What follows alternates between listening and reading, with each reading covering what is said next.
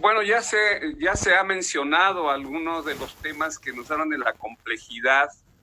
de este tema y de su puesta en marcha real. Creo que sí tenemos que ser muy conscientes de que introducir, establecer en nuestra constitución de la ciudad como un derecho de ciudadanos y ciudadanas y como una garantía la justicia digital, habla de un panorama, abre una llave, abre una puerta para un proceso efectivamente complejo y largo, pero necesario, de modernización de la justicia en nuestro país. Como en otros temas, la pandemia nos obliga, nos lleva a hacer cambios que debimos de hacer antes en muchos aspectos. No solamente en materia de justicia, sino en todos los aspectos. En el caso del Congreso lo hemos visto. Tenemos procedimientos que todavía nos llegan a la visión parlamentaria de décadas atrás y no hemos todavía sabido cambiar para hacer mucho más ágiles los procedimientos, para hacer mucho más ágiles los procedimientos vía las comisiones o la participación ciudadana en opinar sobre las leyes, sobre las iniciativas. Se nos abre un panorama a nivel parlamentario, se abre un panorama a nivel del Ejecutivo que da para mucho porque requiere plataformas, requiere recursos y requiere procedimientos nuevos que sean validados y que sean seguros, que no nos lleve simplemente a abrir sin tener certeza de hacia dónde van. En el caso de la justicia digital, pues ese es un proceso que se ha dado en diversos países de tiempo atrás, se ha venido discutiendo ya incluso en la teoría de cómo avanzar en esto y nos abre un panorama importante. Entonces yo quisiera que conciliáramos dos planteamientos que se han hecho, uno que nos hace el diputado Santillán y el que nos hace el diputado Garrido. Es decir, estamos hablando ahorita de una reforma constitucional que establece como derecho, como un derecho que se convierte también en una garantía para ciudadanos y ciudadanas en nuestro país, para la población de nuestra ciudad, y como tal lo debemos de establecer. Yo estoy absolutamente de acuerdo. Ahora, esto nos abre un panorama de corto, de mediano y de largo plazo. En el corto plazo, efectivamente, tenemos que dar respuesta a lo inmediato, que lo estamos viendo, como lo dijo el diputado Garrido, a partir de lo que sucedió con la pandemia. Los procedimientos y la visión procedimental que tenemos en materia de justicia en las diferentes materias del derecho, pues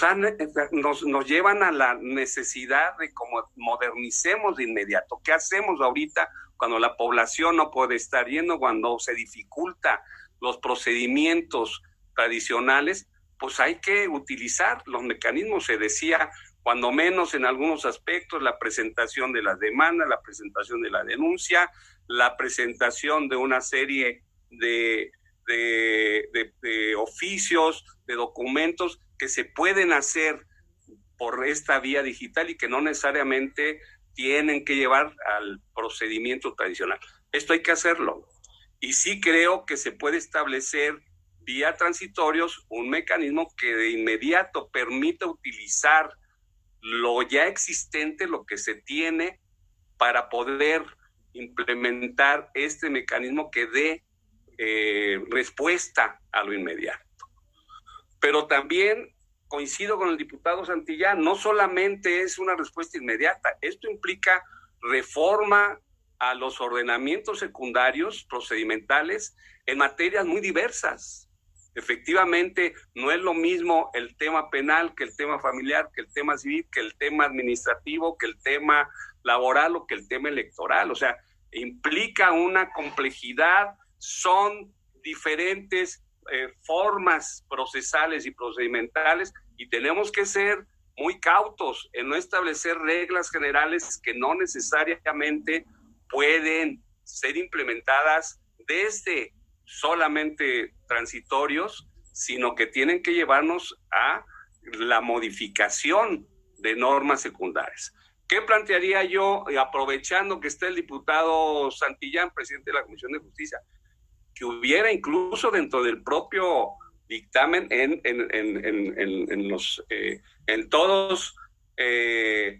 previo a los resolutivos de nuestro dictamen, un compromiso de este Congreso a través de las comisiones correspondientes, donde estaría puntos constitucionales, pero también justicia, de tener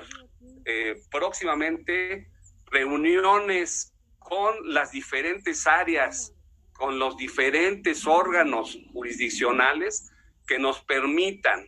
avanzar y, como aquí se decía, no terminar esta legislatura sin establecer los cambios